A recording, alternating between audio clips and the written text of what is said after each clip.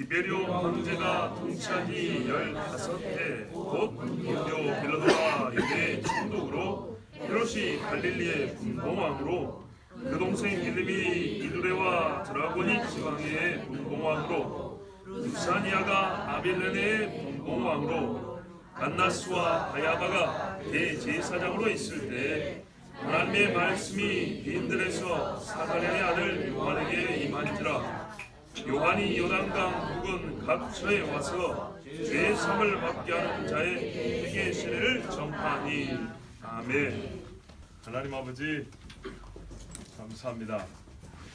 역시 하나님 앞에 찬양하는 것은 참 좋고 아름답습니다.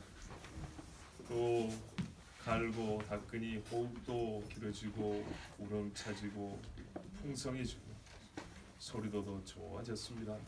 하나님, 육신이 후패한다 하여도 하나님을 위하였으면 하나님이 또 강건하게 해주시고 새 힘을 주시고 능력을 주심을 오늘도 우리가 체험하였습니다. 우리 영혼도 주님 앞에 연마하고 훈련되어서 더 맑게 빛나는 영들이 되게 하옵소서. 오늘 이 자리에 말씀을 주셨습니다. 예수께서 사역을 시작하실 때쯤 일어난 일, 세례 요한을 통하여 먼저 아버지께서 하신 일 우리가 듣겠습니다. 예수님이 태어날 때 세례 요한이 먼저 태어난 일을 말씀하셨듯이 예수님의 사역에 앞서 세례 요한의 사역을 말씀하신 뜻을 알게 하시고 하나님의 섭리를 감사하고 영광 돌리는 백성이 되옵소서. 예수님의 이름으로 기도하옵나이다. 1절에 보니까요, 정치인들이 나왔어요.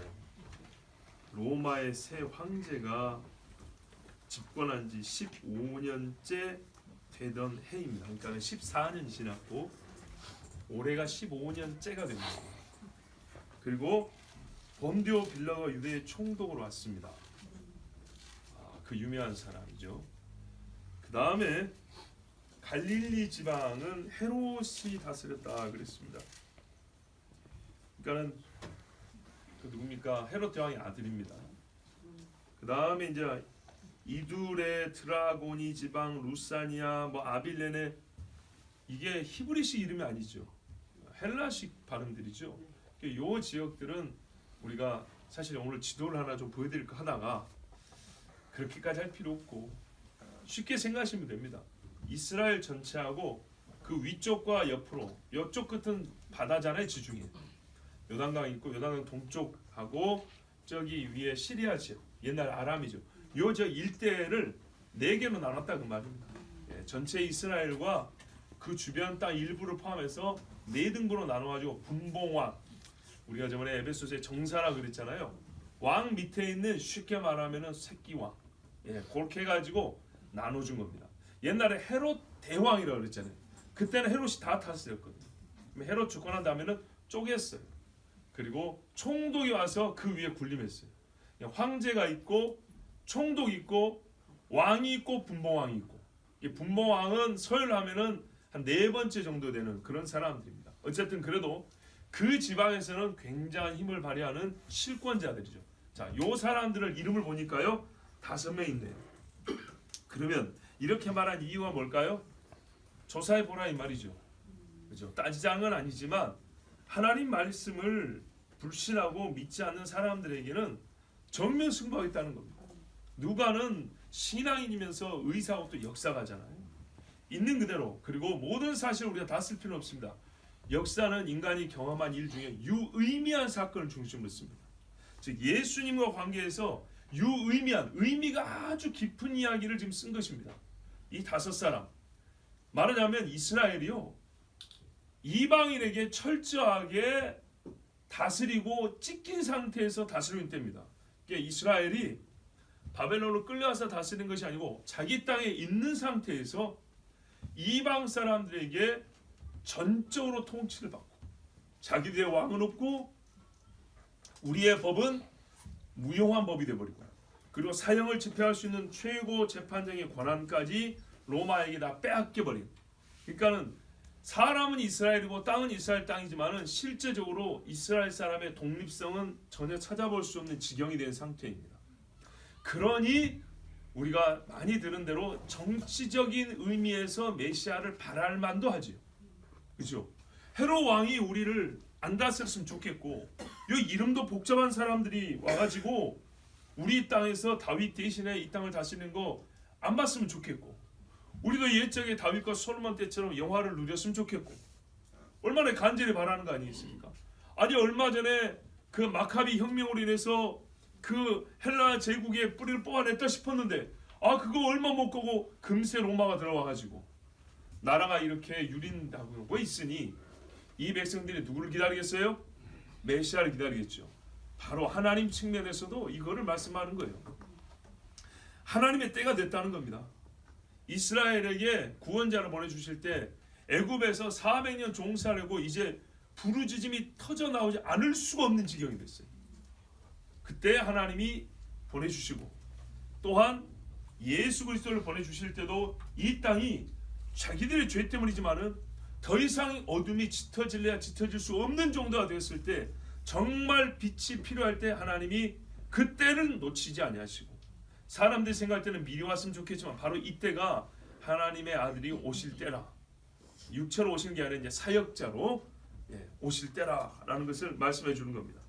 자, 이 중에 유명한 인물이 그래도 5명이나 되지만 제일 중요한 사람이 이 디베리오 황제 아니겠습니까? 가이사 티베리우스 황제인데, 이 사람 이야기만 한번 그래도 좀 짚고 넘어가야 되겠습니다. 보니까 15년째 되는 해라고, 우리 번역에는 15해 이렇게 돼가지고요, 이게 15해가 지났다는 얘기인지 올해가 15번째라는 것인지 좀 헷갈리죠. 근데 좀 분명히 말하면 15번째 해가 되었다는 얘기입니다. 그러니까 연대를 확인하기가 좋죠. 연대. 이 뒷사람들은 이 사람들이 실존 인물이냐, 실제로 이 지방을 다스렸느냐를 확인하면 되지만, 디베리오 황제는 세계적 인물이기 때문에 연대를 확인하면 이 성경에 나온 모든 사건이 최소한 역사적 시대성을 가지고 있다라는 걸 우리가 인지할 수 있겠죠. 자, 이 앞에 사람이 누구냐면 예수님 출생할 때 황제가 누구였습니까? 황제. 우리 2장 1, 2절에 보면 그렇죠. 아우구스투스라고 하요. 가이사 아우구스투스 이렇게 나옵니다. 로마에서 아주 진짜 유명한 황제죠.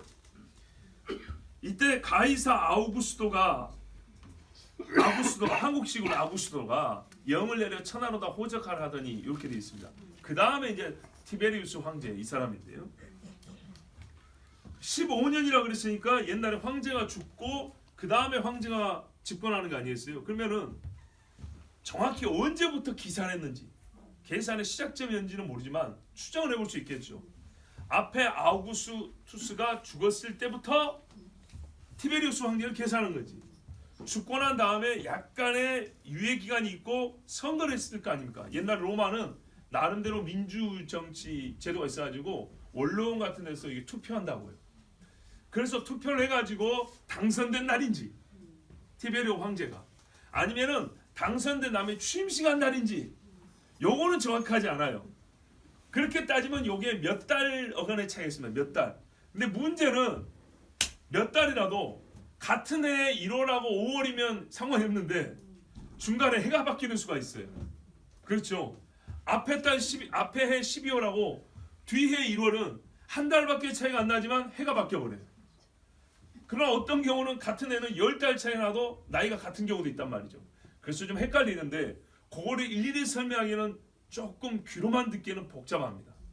글로 봐도 이해하기가 쉽지 않고 복잡합니다. 그래서 제가 정리된 결론만 말씀드릴게요. 어떻게 되냐? 앞에 있던 황제가 언제 죽었냐면 주후 14년 8월 19일에 죽었대요. 14년 8월 19일 날 죽었답니다. 그러면 이때부터 계산하면 어떻게 돼요? 14, 15, 16, 17, 18, 19, 20, 21, 22, 23,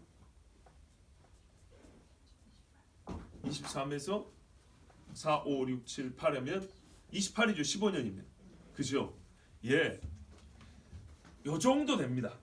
예, 조금 더 복잡한 추정치가 있고요. 계산법이 있는데 싹 빼고 아우구스투스 황제가 죽은 때로부터 조금 이따 투표하고 좀 이따 취임식해요. 근데 이것을 차이가 별로 안 나니까 그냥 한 해로 묶고 그러면 주후 14년 정도 에서부터 14년이 지났어요. 그러니까는 이제 15년째가 됐으니까 지금쯤 되면 어떻게 돼요? 28년 정도 됩니다. 예. 그리고 우리처럼 여러분 정월 1월 1일 이런 거 아닙니다. 이때 사람들은 해를 시작하는 달이 달라요. 자, 율리우스 역도 있고 뭐 시리아 마케도니아 역도 있고 히브리 역도 있고 여기서 지금 어떤 달력을 썼는지도 정확히 몰라요. 그런데 그것저것 다 계산하면 1년 정도씩 차이가 납니다. 1년 정도씩 차이가 나니까 우리가 어림잡아 한 28년쯤에 세례 요한이 사역을 시작한 겁니다. 그리고 세례 요한이 사역을 시작하고 얼마 안 돼서 예수님이 또 시작을 했어요. 같은 해라고 볼 수 있습니다. 예. 그러니까는 예수님의 사역, 공생의 사역 시점도 AD 28년쯤 되겠다 이렇게 보는 겁니다. 자, 그런데 성경에 뭐라냐면 사람들이 알기로 예수는 보십시오. 나이가 30세쯤 되었더라 이렇게 돼 있어요. 그러면 여러분 28이면 30세 좀 많이 올려줘야겠네요. 근데 어감이 어떤 어감이냐면 30세쯤 되었다는 말은 30세가 정확히 맞는지는 모르겠지만 모자라다는 의미보다는 좀 넘는다는 어감이 더 커요. 좀 넘는다는 어감. 이게 31, 2살쯤 되었다 이런 어감이에요. 28, 9이 아니라. 아시겠죠? 그러면 아니 28년이면 예수님 태어난 때부터 계산을 우리가 주후, 주전 이러잖아요. 그러면은 예수님이 지금 이제 28이나 많이 잡아야 한국식으로 29 됐다는 얘기 아니냐. 그러면 30대 맞지 않냐. 그런데 좀 달라요. 요 주전이니 주후라는 셈법은 예수님이 태어났을 때부터 사람들이 야 그리스도가 왔으니까 이 사람을 기준으로 역사를 나누자 이렇게 한 게 아니고 그냥 태어난 줄도 모르고 쭉 살다가 몇백 년이 지난 다음에 유럽에 이제 신앙이 확 들어가가지고 교회들이 왕성할 때 그때부터 우리 주님이 언제 태어났지고 계산을 해본 거예요. 그래서 지금까지 있었던 일들을 싹 모아서 합치고 했어요. 그래서 이때가 주님이 태어났다 하고 딱 AD 1년 이렇게 정해놓은 거예요. 그럼 만약에 이제 그렇게 알고 또 살아왔는데 몇백 년이 지난 다음에 아이고 그때 우리 근데 선배님이 사건 하나 빼먹었는데 어떡하지? 그럼 어떻게 하죠? 계산이 잘못된 거죠. 그래서 정말로 웃지 못할 일인데 예수님은 주전 4년 내지 5년에 태어나게 됩니다. 처음부터 계산을 잘했어야 되는데 몇백 년 지난 다음에 계산하다 보니까 역사 중에 중요한 사건이 빠지고 누락이 된 거예요. 꼼꼼하게 한다고 했는데도 빠져가지고 나중에 그거를 끼워놓고 보니까 시간이 더 가는 거예요. 그래서 예수님은 주전 주후를 자기 때문에 나눠지게 된데도 불구하고 예수님의 탄생은 많이 잡으면 주전 7년. 보통 우리가 전반적인 연구 결과 보면 주전 한 4년 정도 나옵니다. 예, 이렇게 역법이 달라서 어느 날은 어느 동네는 4년이고 어느 나라는 5년이 될 수도 있어요. 그래서 그냥 우리가 그 중에 하나를 택하면 4년 잡으면 주전 4년에 태어나서 28년이니까 어떻게 돼요? 32살쯤 되는 겁니다. 예수님의 사역은 32살 때쯤에 시작한 걸로 우리가 그렇게 봅니다. 그래서 유대 사람들도 우리가 알기로는 저 사람이 한 30 정도 된 걸로 알고 있는데 이렇게 기록이 나온 겁니다. 또 하나 증명이 되는 게 뭐냐면 요한복음 2장에 가면 성전 이야기가 나옵니다. 예수님이 성전을 청소하잖아요. 막 뒤집어 엎잖아요. 그때 사람들이 성길 나가지고 막 예수님하고 말다툼하죠. 그때 뭐라요? 야 이거 46년 동안 지었어. 이런 이야기하죠. 46년. 그런데 여러분 이 말이 이제 문자적인 번역에 따라 좀 다릅니다. 46년 동안 지어왔다는 얘기냐 46년 지어서 아니 완공된 지 46년 되었다는 얘기냐 요게 좀 헷갈립니다. 자, 이 예루살렘 성전을 헤롯이 중축을 하죠. 예, 리모델링을 한단 말입니다. 그거 언제 하냐면 주전 20년에 시작을 합니다. 이 예수님 막 태어나가지고 소년 시절에 아우구스투스 아니다. 예수님 태어나기도 전이죠. 이 전임 황제 아우구스투스가 있죠. 요 사람이 시리아 팔레스티나 하는 이 지역을 한번 순시로 옵니다. 순시로 올 때 헤롯이 그때 대공사를 시작합니다. 역사 기록에 주전 20년쯤에 아우구스투스가 시리아를 방문할 때가 봄인데 그 해에 헤롯이 성전 공사를 시작했다 이렇게 나옵니다. 그러면 그때부터 46년을 계산해 보세요. 주전 20년에서 46년이면 AD 46년 나옵니다. 46년쯤 나오죠. 중간에 0이 없습니다. 자, 46년이면 어떻게 해요? 주후 26년이나 27년쯤 나옵니다. 그러면 예수님의 공생의 첫 6월절인데 아까 목사 당신은 28년이라고 그랬잖아. 그럼 26년이면 또 좀 안 맞는데 대충 그래 맞으면 2000년 전 역사만 많이 맞춘 거예요. 그럴 수 있지만은 그래도 조금 더 정확하게 보자면 이런 말입니다. 현대 영어 번역에는 46년 동안 짓고 있다라는 식으로 느낌을 줍니다. 근데 옛날 영어 번역은 어떻게 했냐면 지은 지 완공된 지 46년 이렇게 돼 있습니다. 완공된 지 46년이다. 그런데 요세푸스라는 유대 역사에 보면 AD 64년에 성전이 완공됐다 했습니다. 여전히 짓고 있던 중이라고 그랬습니다. 그러면 옛날 영어 성경들은 뭐 때문에 완공이 됐다고 말했을까요? 뭐 때문에 완공이 됐냐? 헬라어 단어를 보면 이 성전을 가리키는 단어가 두 개로 구분되어 있습니다. 성전 전체를 가리키는 단어가 있고요. 그리고 성소만 가리키는 단어가 따로 있어요. 그런데 이걸 구분하면 성소를 가리키는 단어를 쓰면서 지은 지 46년 됐다 이렇게 말하는 거예요. 성소를 지은 지는 46년 됐다. 그러니까 그 성전에서 보세요. 공사가 진행 중이지만 제사가 가능한 거예요.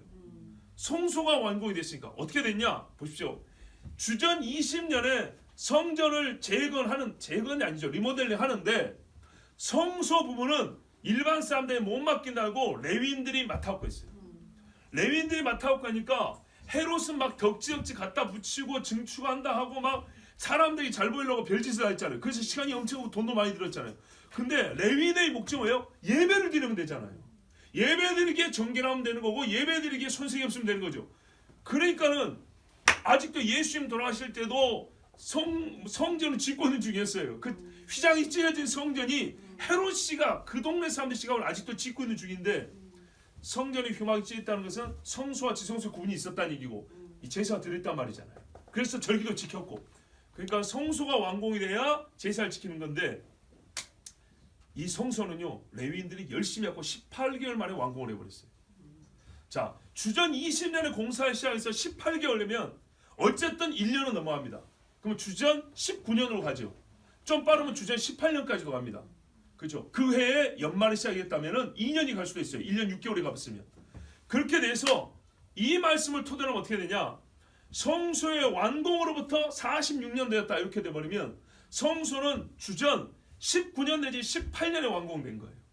왜? 20년에 시작해서 거꾸로입니다. 주전은 20년에 시작해서 1년 반이 갔기 때문에 연중에 시작했다면 연초에 시작하려면 거의 2년이 가버린 꼴이단 말이에요. 그렇죠. 그렇게 잡으면 주전 18년에 완공된 성소를 한다면 제사를 드릴 때까지 최종 마무리까지 그렇게 해서 주전 18년에 끝났다면 거기서 46년을 버텨보세요. 46년에서 18을 빼면 28이 남죠. 그렇죠. 그러니까 주후 28년쯤이 맞는 겁니다.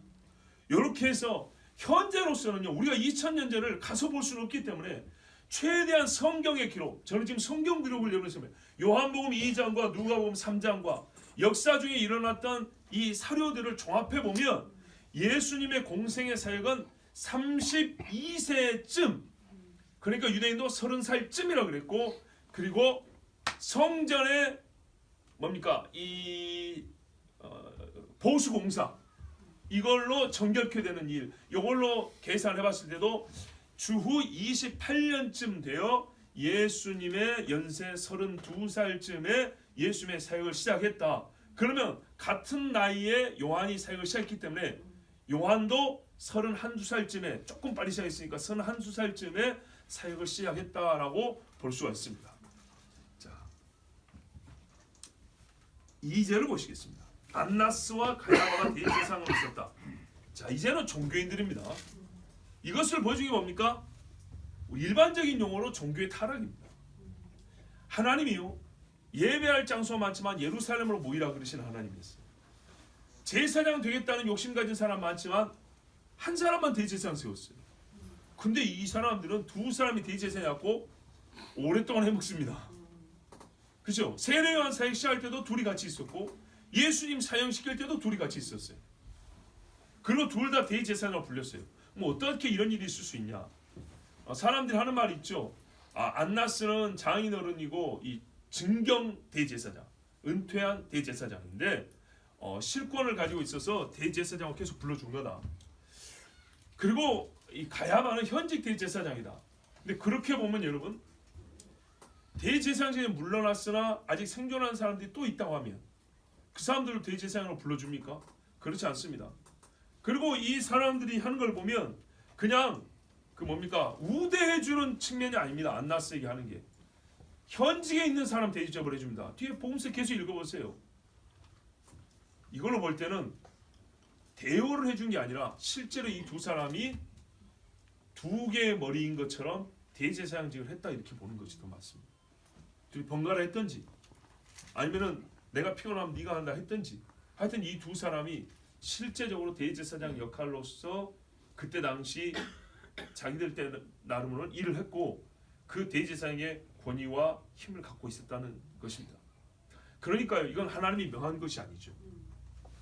정치적으로 종교적으로 정치와 종교가 함께하면 이길 것이 없는데요. 이 정치 밑에는 군사력도 들어가 있고요. 그러니까는 이스라엘 땅에 지금 이 두 절이 말해주는 게 뭐냐면 육의 눈으로 보나 영의 눈으로 보나 빛이 없다는 얘기입니다. 우리 주님 다시 오실 때 그러잖아요. 세상에 힘 있는 왕들이 음료와 소를 잡고 적그리스도와 거짓 선지자의 미혹에 빠지고 또는 그들과 함께하여 어린 양과 그의 군대를 대적하니 그랬죠. 하늘에 있는 하나님을 비방하니 그들의 머리에는 신성모독의 이름이 있다고 했어요. 우리가 결의를 달 때 머리띠를 띈단 말이죠. 거기다 쓰잖아요. 학교 운동회만 해도 막 쓰고 그러잖아요. 그런데요, 하나님의 눈으로 딱 보면 이 세상 왕들과 종교인들 머리에 하나님을 욕하는 말들이 써져 있는 이 말을 갖고 있다고 그랬어요. 마지막도 똑같습니다. 2000년 전이나 이후에 얼마 남지 않은 그때나 주님 오실 때는요 제일 어두울 때입니다. 정말 제일 어두울 때입니다. 그리고요, 요 직전에 이스라엘 사람들이 헬라 사람 안티오코스 때문에 핍박을 많이 당했죠. 근데 빌라도도 못지않은 사람입니다. 빌라도가 예수님 처형할 때 약간의 의로운 사람으로 조금 비치긴 합니다. 이 사람 살려줘야 되는데, 그런데 결국에는 그렇지 않았습니다. 우리 사도신경이 항상 빌라도에게 고난을 받아를 잊지 마시라고 했습니다. 그의 부인이 나와가지고 얘기를 합니다. 내가 밤에 꿈으로 계시를 받았다고. 이 사람은 의로운 자니까 해치지 마라 그럽니다. 하나님이 분명히 말해줬습니다. 꿈으로 선자로 하나님 말씀하신다고 그랬습니다. 그런데 빌라도는 사람들이 무서워 듣지 않았습니다. 이 세대의 마지막 때에도 마찬가지입니다. 사람의 힘이 무서워서 듣지 않고 하나님을 따르지 않는 사람들이 대부분입니다. 자, 이 어두울 때 하나님께서 이제 그의 아들을 이스라엘에 딱 들이셔야 되는데 하나님의 말씀이 광야에 있는 사가랴의 아들 요한에게 임하였다고 그랬네요. 아니 그냥 바로 하나님의 아들이 등장하면 얼마나 좋아요. 하나님의 뜻은 그것이 아니었어요. 요한을 먼저 몇 달이라도 먼저 가서 말하게 하는 것이에요. 근데 여러분, 하나님께서 요한을 먼저 보내신 이유가 예수님의 하실 설교를 미리 하게 하는 데만 있다고 보십니까? 또 다른 뜻이 있어요. 무엇일까요? 마태복음과 누가복음에 역시 잘 기록이 되어 있습니다. 먼저 그를 보낸 이유. 종합적으로 말하면 그의 길을 예비하는 것이죠. 근데 그의 길을 예비한다는 것이 오늘 세례 얘기가 나오는데요. 세례 외에 회개하라 천국에 가까운 선포가 있습니다. 그리고 또 하나의 이유가 있습니다. 요 이유 때문에 먼저 보냈습니다. 요한의 출생에 관하여서, 잉태와 출생에 관해서 설교할 때 아마 들었던 말씀을 더듬어 보면 답을 찾을 수 있습니다. 요한이 한 일을 생각해 보세요. 외쳤죠. 세례 주었죠. 그리고요, 예수님에게 세례를 줬어요. 일반 사람들에게 세례를 준 게 아니고 예수님에게 세례를 줬어요. 말하자면 예수님의 사역의 스타트는 말이죠, 예수님 자신이 세례를 받아야만 되는 거였어요. 예수께서 세례를 받아야만 됐던 거예요. 근데 세례는 누가 받냐? 죄인이 받는 거예요. 유대교적 전통에 따르나 우리 복음적 전통에 따르나 세례는 죄인이 받는 거예요. 예수님이 왜 세례를 받아야 됩니까? 그러니까 요한이 이해가 안 돼가지고, 아니 내가 당신에게 세례를 받아야 되는데, 요한의 말이 딱 맞죠. 어찌 당신이 나에게 세례를 받겠다고 합니까? 이랬어요. 요한의 신학으로는 이해가 안 된 거예요. 하나님이 거기에 대해서는 아직 감동을 주신 적이 없어요. 계시를 안 줬어요. 그러자 예수님이 한 말씀 하시죠. 이렇게 하여 하나님의 의를 이루는 것이 합당하니라 그랬어요. 하나님의 의를 이룬다 그랬어요. 이렇게 해야 그러면 예수님이 진짜로 죄 용서를 받고 의인이 된다는 것에서 의냐? 아니죠. 절차적 의죠. 하나님의 절차적 의. 우리가 세상에서 실체적 의라 그래요. 도둑질 했으면 갚아야죠. 물어내야죠. 이게 실체적 의인데요. 그 과정과 절차가 역시 받아야 된다는 거예요. 하나님의 아들이 이 땅에 이미 왔어요. 하나님의 아들이라는 신분은 영원부터 주어진 것에 변한 게 없어요. 그 권세와 능력과 하실을 누가 막을 수도 없고, 누가 뭐 인간이 감히 허락을 하네 승인을 해주니 이런 거 필요가 없어요. 근데 하나님이 어떻게 율법 아래 보냈고요, 종으로 보냈어요. 죄 있는 육신의 모양으로 보냈어요. 그렇다면 이 인간들을 대함에 있어서 하나님이 인간으로 아들을 보냈기 때문에 모든 인간이 하나님 앞에서 쓰임 받을 때에 거쳐야 되는 조건적 절차가 있어요. 요거는 다 지켜야 되는 거예요. 6월절 양도 나흘 전부터 구별돼 어떻게 해요? 검수를 받는다 그랬어요. 이게 하자가 있는 거냐 없는 거냐. 그리고 전혀 부정한 것이 닿지 못하도록 따로 구별되어 놓는단 말이죠. 예수님도 마찬가지예요. 예루살렘에 일찍 올라가셔가지고 검수를 받았어요. 제사장 2명한테 왔다 갔다 하면서 흠이 있냐 없냐 재판해 봤죠. 결국 뭐였어요? 예수님께는 흠이 없다는 증거가 명백했어요. 빌라도도 증거 흠이 없다 그랬어요. 헤롯도, 세속 재판장들도 예수님이 흠이 없다고 말해줬어요. 이렇게 해서 예수님은 깨끗한 유월절 양으로서 피를 흘리게 됩니다. 그것처럼 어떤 사역자도 나시린 이상의 정결함과 하나님의 말씀의 그 의의 절차에 적합하다는 확증을 얻어야 되는 것입니다. 그래서 제사장의 혈통인 세례 요한, 제사장에 의해서 이 땅에 오신 하나님의 아들이 일단 어떻게 해요? 육으로 가졌고 죄 있는 육신의 모양으로 왔기 때문에 항상 어떻게 해요? 네가 병을 날 때도 엊그저께도 문둥병이었어요. 제사장에게 검사를 받았다 그랬죠. 제사장이 확인하는 거예요. 대제사장에서 세례를 받음으로 말미암아 그의 사역을 공적으로 시작이 됩니다. 네, 제가 좀 말 실수했네요. 사가랴의 아들 요한이 대제사장은 아니지만 하나님 앞에서는 이 일에 선택받은 제사장이란 말이죠.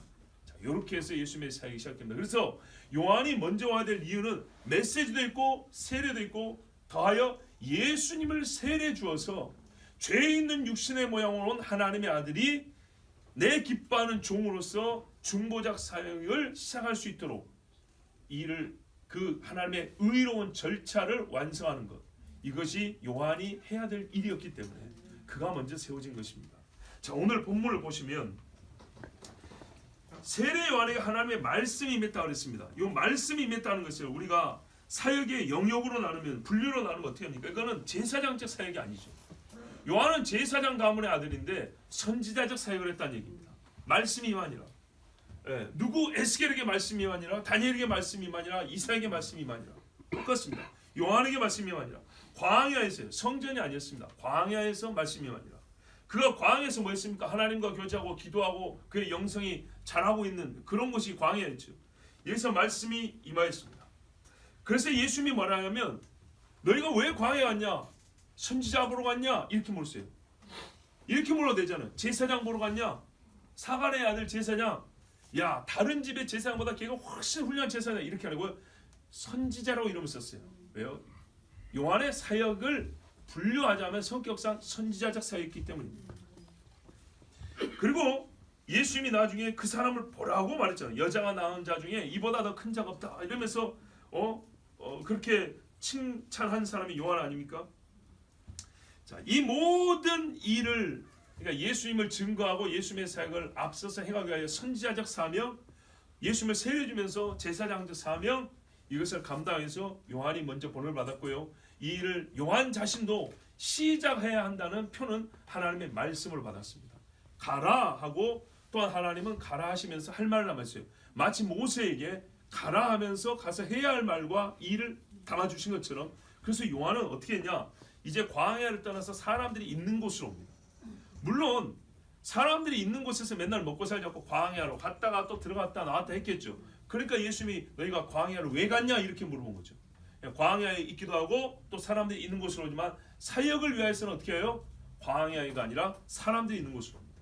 이걸 그러니까 우리가 구분해야 됩니다. 우리 스스로도 광야에 외치는 자의 소리처럼 우리가 그렇게 교회가 사역을 감당합시다 하지만은 광야에서 외치긴 했지만은 요한의 주 사역지는 사람들이 많이 있는 강가였습니다.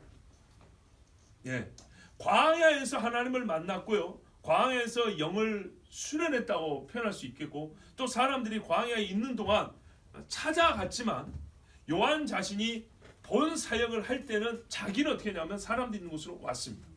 바울도 그렇죠. 골방에서 기도하고요, 광야에서 기도하지만은 복음을 전하기 위해서는 여기서 외친다고 그게 날아가지는 않거든요.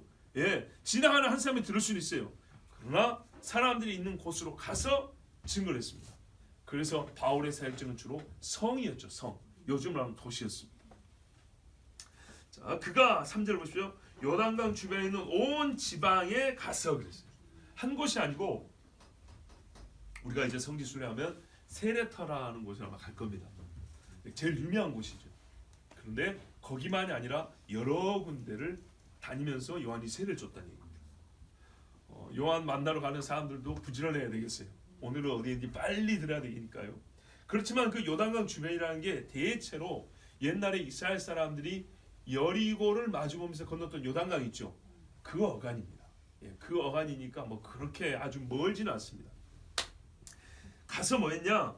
죄를 사함받는 것으로 인한 회개의 세례를 전했다는 것입니다. 요 말이 이제 우리가 이해할 때 좀 주의를 기울여야 한다. 우리 번역에는 죄 사함을 받게 하는 회개의 세례 이랬습니다. 죄 사함을 받게 하는 회개의 세례. 보십시오. 우리가 죄 사함을 어떻게 받죠? 회개함으로 받죠. 회개함. 예수님의 공로를 근거로 하여 우리가 회개하였을 때 죄 사함을 받는 것인데, 여기 말이 자꾸 연계형이에요. 죄 사함을 받게 하는 회개의 세례 그랬어요. 그럼 세례가 죄 사함을 준다는 얘기인가요? 아니죠. 왜? 중간에 분명히 세례가 죄 사함을 주냐? 아니죠. 왜? 회개가 중간에 끼어 있잖아요.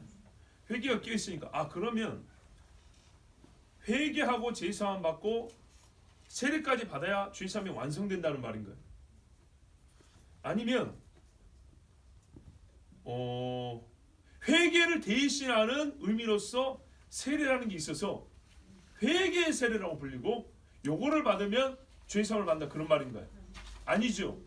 그런데 뭔가 정하긴 해야 되겠는데 분명히 우리 번역 갖고는 확실하게 정하기가 어렵죠. 그러면 우리가 나중에 예수 믿는 사람들이 세례 받는 걸 봐야겠죠. 자, 예수 믿는 사람들이 세례 받을 때 어떻게 세례 받습니까? 베드로가 그러잖아요. 너희가 회개하고 죄 사함을 받으라. 이렇게 끝납니다. 회개하고 죄 사함을 받으라 합니다. 세례와 죄 사함은 직접 연관이 없습니다. 죄 사함을 받는 것에 대하여. 그러나 받았다는 표로서는 세례가 의미 있다는 걸 다 알죠. 그러니까요, 예수를 믿으면 죄를 회개하게 돼 있어요. 회개하면 죄 사함을 받죠. 그 죄 사함으로 말미암아 세례를 받는다. 예수님이 하나님의 아들임을 인정함으로 그 믿음의 고백으로 세례를 받는다.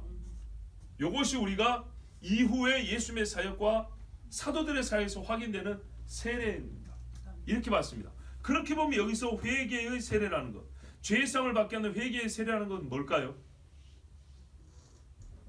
마찬가지입니다. 하나님 앞에 잘못했습니다 하고 용서를 빌고 회개하라는 얘기입니다. 그리고 회개가 진짜라면 어떻게 해요? 세례를 받고 더 이상 이건 죽었다 살았다 그런 말이니까 더 이상 이전의 죄로 돌아가지 마라 그런 말입니다. 이 말이 맞는 것이 요한이 뭐라 그래요? 사람들이 나도 세례 받겠다고 하니까 뭐라 했어요? 독사의 새끼들아, 누가 너희를 보고 임박할 화를 피하라 하더냐 그랬어요. 무슨 말이에요? 너희는 세례 못 받는다. 그래서 임박한 화를 못 피한다. 왜? 너희는 죄 사함을 못 받았다는 얘기죠. 뭐가 없으니까? 회개 없으니까. 회개 없이 세례만 받겠다고 몰려든 사람이 있었다는 거예요. 그러니까 말했어요. 회개에 합당한 열매를 맺고 속으로 아브라함이 우리 조상이라고 하지 말고 그랬어요. 그러니까는 요한이 한 메시지 설교하고 연결해 보면 회개에 합당한 열매가 없으면 세례 안 준다 그 말이에요. 요한이. 그러니까 세례가 회개를 대신한다거나 세례가 죄사함을 준다는 게 아니고 회개는 죄사함, 죄사함은 회개 둘이 연결되는 거예요. 그리고 이게 진실할 때 하나님의 할례같이 언약의 표로서 세례를 받는 거예요. 그러면 세례를 받은 사람은 자기 몸이 물속으로 들어갔다는 이 체험까지 더해지면 말이죠. 어떻게 되냐면 사람이 더 강해져요. 예. 이런 체험이 있으면 육신의 이 감각적 체험이 있으면 더 분명해져요. 자기가 지금 경험한 일이 무엇인가, 자기가 하나님께 받은 은혜가 무엇인가, 이거는 어떻게 지켜야 되는가, 이것에 대해서 확실한 표를 가졌기 때문에 이 경험이 거기다 의미적으로 표라고 하니까 버릴 수가 없게 되는 거예요.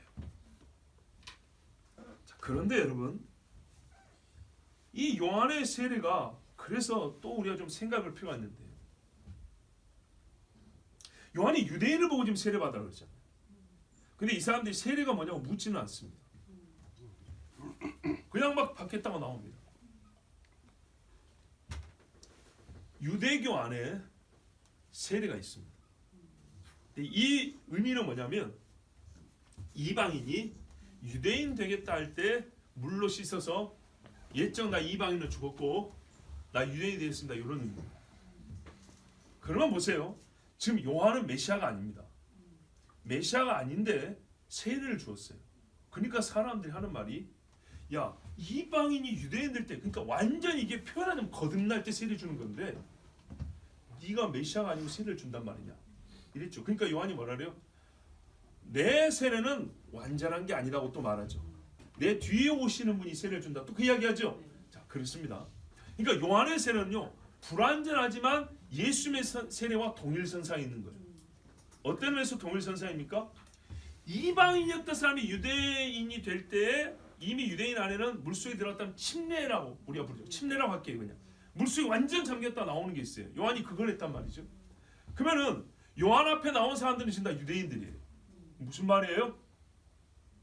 이 사람들이 그러니까 진실하다는 얘기죠. 봐보십시오. 우리도 지금 이방인인데, 그쪽 아니에요 집사님, 세례 2번 받으실래요?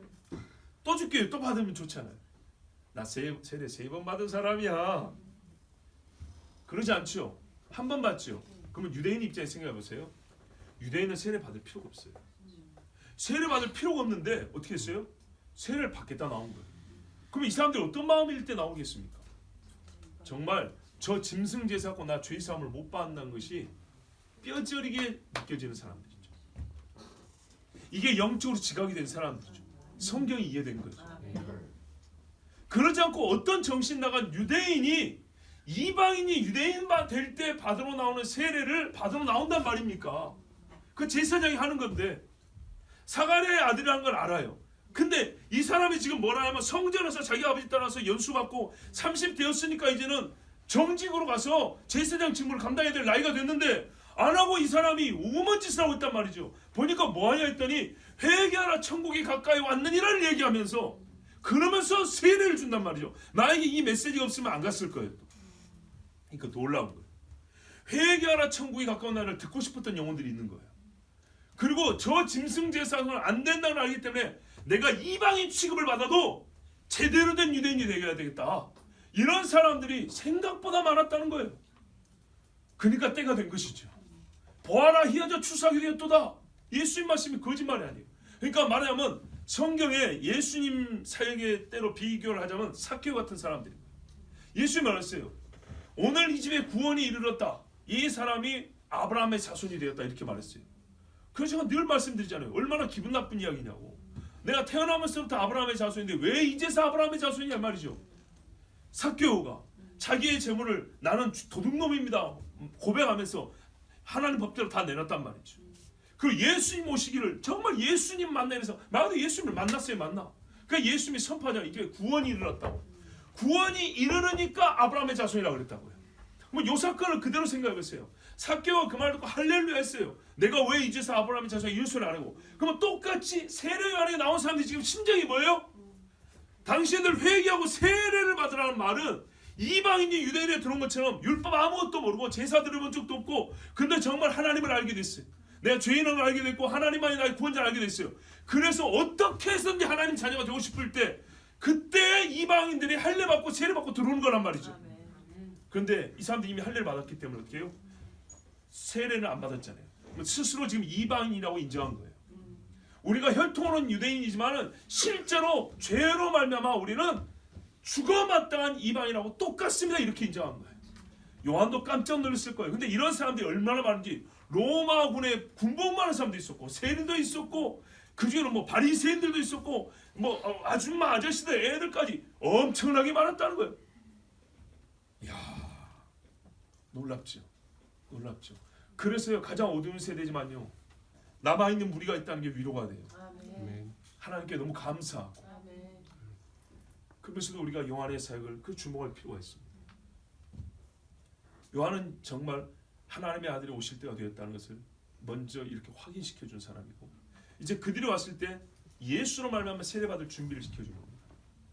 훗날에 우리가 말씀에 보면 예수님도 이 세례를 인정을 합니다. 뭐라냐면 요한의 세례가 하늘로부터냐 사람에게로부터냐 이렇게 물어봅니다.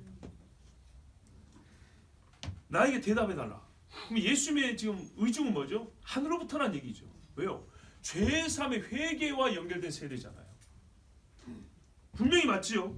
그런데 여러분 그러면 요한의 세례를 받으면 예수 믿고 세례 안 받아도 됩니까?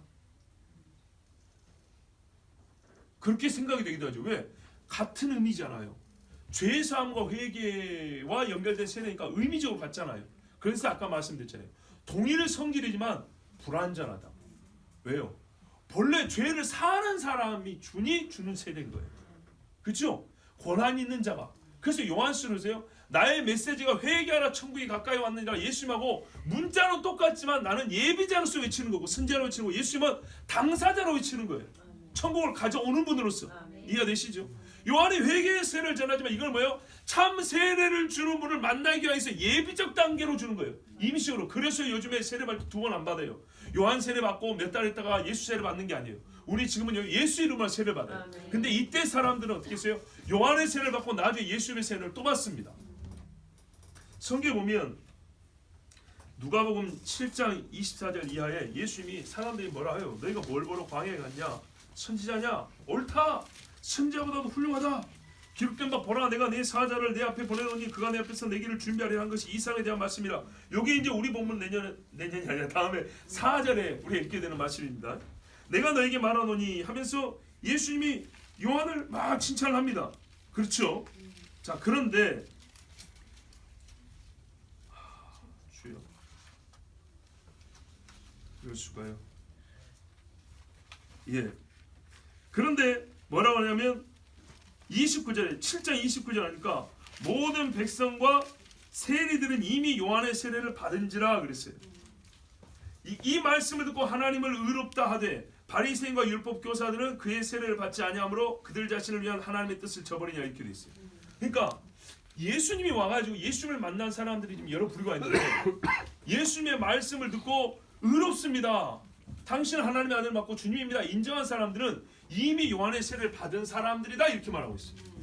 그런데 요한의 세례를 안 받은 사람들은 어떻게 했냐? 그 말을 메시지를 거부했다는 얘기죠. 그 사람들이 예수 메시지도 거부하더라.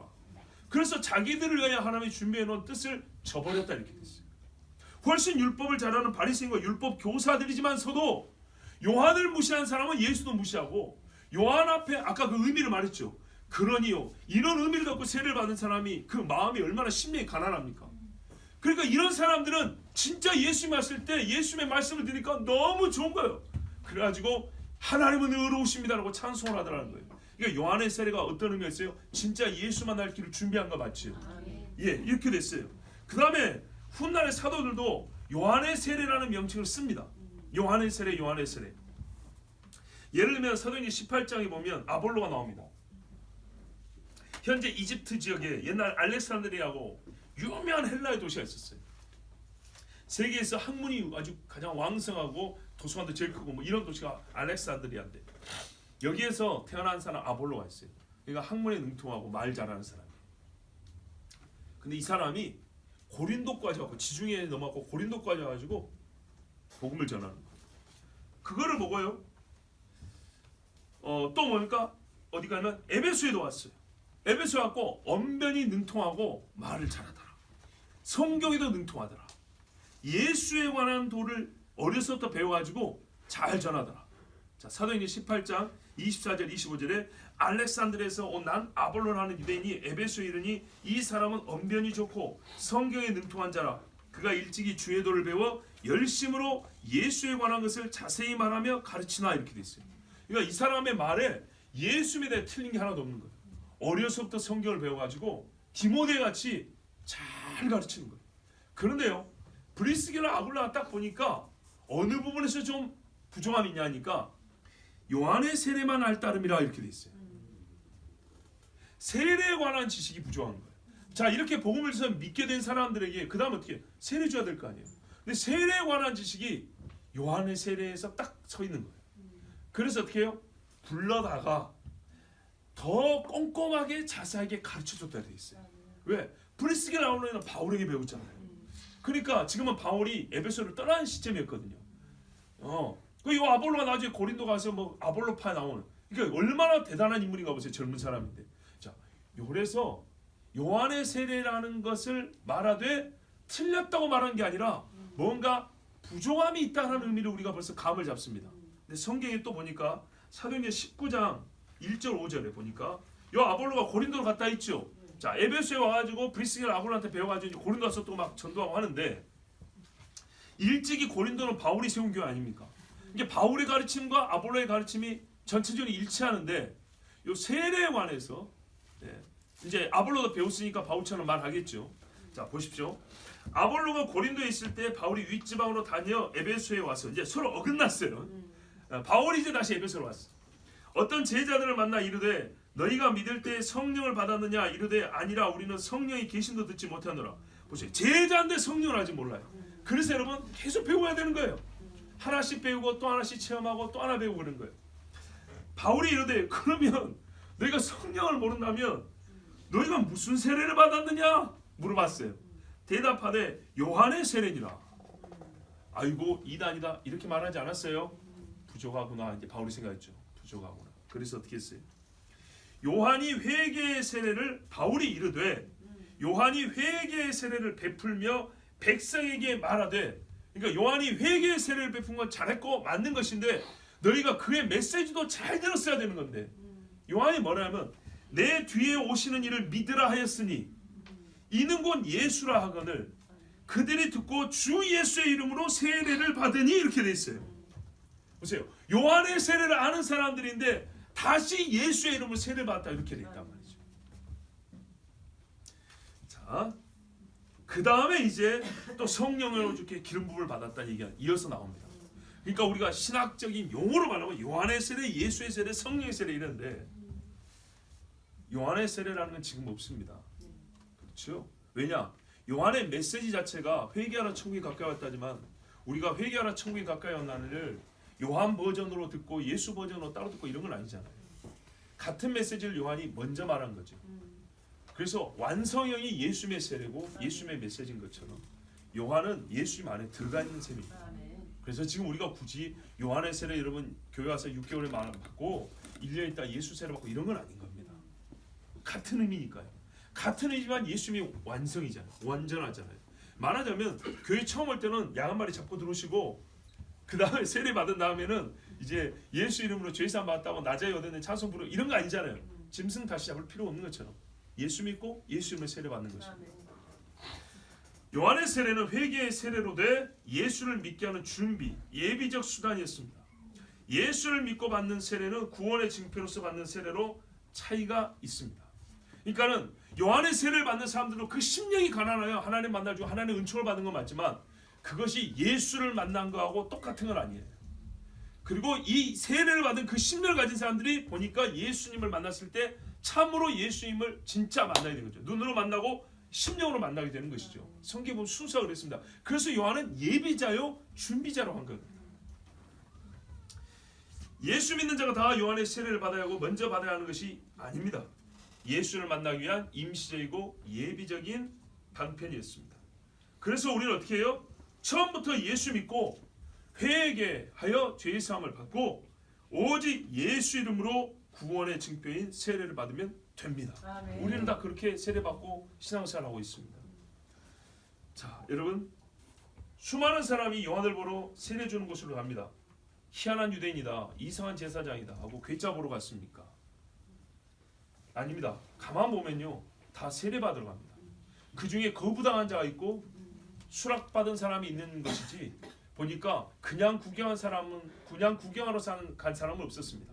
대부분 세례 받으라고, 일부는 의혹이 있어서 간 사람들이었습니다.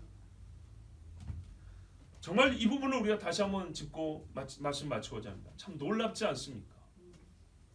자기를 이방인화하고 아브라함의 자손이 아니라고 부정하면서까지 요한이라는 이 이상한 낙타토를 입고 있는 사람한테 세례를 받으러 갈 일이 무엇입니까? 그만큼 심령에 갈급함이 있고 진실한 사모함이 있었다는 얘기겠죠. 자기 죄를 뼈저리게 알고 있다는, 지각하고 인정한다는 말이죠. 거기에는 유대인들만 있었던 게 아니고 이방인들도 분명히 있었을 것입니다. 그들에게는 처음부터 유대인이 돼야 되는 사람이 있기 때문이죠. 혹시 메시아인가 찾아본 사람도 있지만은 요한의 말은요, 아니었습니다. 나는 외치는 자의 소리이고 그를 맞이하라고 여러분에게 세례를 주는 자다, 이렇게 말했습니다. 그래서 요한을 만난 사람은 나중에 메시아를 만났습니다. 그래서 이 사람들은 메시아가 아니지만 요한을 먼저 만날 이유가 있었고 하나님의 뜻을 다 이루게 되었습니다. 요한의 외침, 요한은 세례를 주면서 분명히 외쳤습니다. 너희가 회개하고 세례를 받으라. 이 말이 없었으면 그냥 와서 물에 들어가지 않았을 겁니다. 이 말이 사람들의 마음을 끌었습니다. 여러분, 전도할 때요, 이 말이 정말 심령을 끄는 거예요. 다른 말들은요 귀를 끌고요 잠시 감정을 끌 수 있어요. 그러나 그것으로는 구원에 이르지 못해요. 교회 문턱은 넘을 수 있어도 구원에 이르지 못해요. 구원에 이르기 위해서는요, 듣던 안 듣던 구원에 이를 수 있는 말을 해줘야 돼요. 아멘. 너희가 회개하고 죄의 사함을 받으라 했어요. 아멘. 다른 말을 하지 않았어요. 와서 회개하고 죄의 사함 받으라, 회개의 세례를 받으라. 예수님도 똑같습니다. 근데 하나님이 지금 요한에게 할 말을 주었다 그랬죠. 2절을 보니까 바로 이게 하나님이 하신 말씀이에요. 하나님이 사람 부를 때 다른 얘기 안 해요.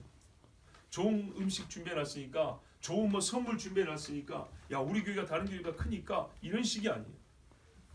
예수 믿고 죄 사함을 받으라, 회개하고 죄 사함을 받으라.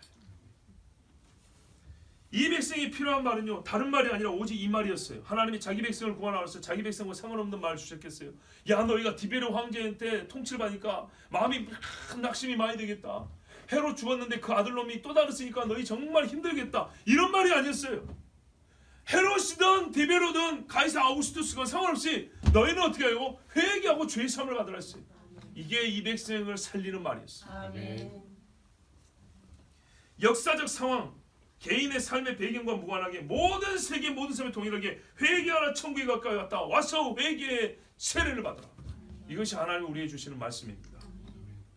그렇다면 오늘 이 설교 듣는 여러분도 우리가 요한을 통하여 주신 하나님의 그 말씀을 똑같이 듣고 있다면 우리가 해야 할 일은 무엇입니까?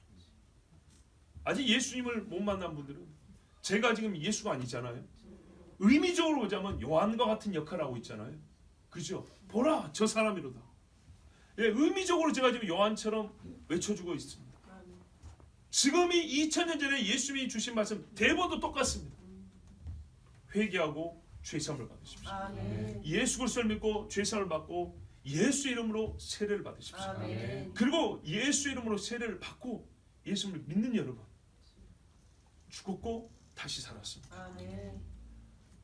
현장에서 가늠한 여인을 생각하면 그 진짜 이 두 대 단어만 해도 저는 마음이 벌써 울컥이 됩니다. 얼마나 정말 우리 모두 이야기 아닙니까? 얼마나 감사한 사건이고 감격적인 일입니까? 나도 너를 정죄하지 않으니 다시는 가서 죄를 범하지 말라. 회개하고 죄의 사함을 받았다면 우리 일생 일대에서 제일 큰 사건을 경험한 겁니다. 세례를 받았다면 이제 예수님의 내 이름하고요, 우리 호적에는 내 이름 석자 내지 넉자인데요, 하나님의 그 족보라고 할까요? 하나님의 기록은요 내 이름 옆에 항상 예수님이 같이 붙어 있는 거예요. 아멘. 예. 이 외국 사람들은 자기들이 경험한 일을 잊지 않기 위해서 이름을 길게 짓는 그런 풍습도 있잖아요. 이름이 너무 길어. 왜 기냐니까는 그들 어떤 역사적인 사건을 기록하고 집안에 있었던 것을 의미를 잊지 않기 위해서 이름을 길게 하는 경우도 있어요. 우리가 그걸 좀 차용을 한다면 예수 그리스도 한인관, 예, 예수 그리스도 안혜경, 예수 그리스도 최현미 이렇게 붙여진 이름이다 이 말입니다. 그러니 여러분 세례를 받았다면 예수 이름으로 세례를 받았다면 이제 더 이상 죄에 물들지 말고 세상에 빠지지 마십시오. 우리 주님께서 우리를 사랑하시고 우리를 구원하셨습니다. 하나님께서 자기 백성을 구원하시려고 요한을 보내셨습니다. 이미 세례받은 여러분, 죽어있는 나의 영을 깨워서 우리 주님께로 인도하신 하나님께 회개에 합당한 열매, 주의 이름에 영광을 돌리는 열매를 맺으시기 바랍니다. 함께 기도하겠습니다. 오늘 이 시간에 우리 함께 기도합니다. 하나님, 나에게 믿음을 더하여 주시옵고 주님, 내가 예수를 믿고 회개하고 세례를 받았다면 주여 이제는 더 이상 죄에 빠지지 않게 하여 주시옵소서. 거룩한 심령으로 예수와 연합한 자가 되었사오니 예수의 다시 오시려고 예수 그리스도의 다시 오실 때 그 영광을 바라보는 믿음의 사람이 되게 하여 주시옵소서. 우리 주여 한번 부르기도 하겠습니다. 주여